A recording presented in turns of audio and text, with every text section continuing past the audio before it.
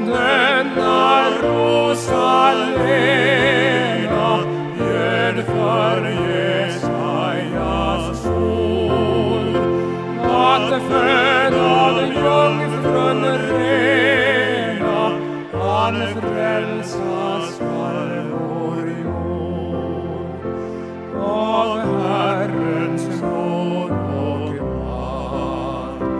Och så detta under skener som oss profeten sagt. Den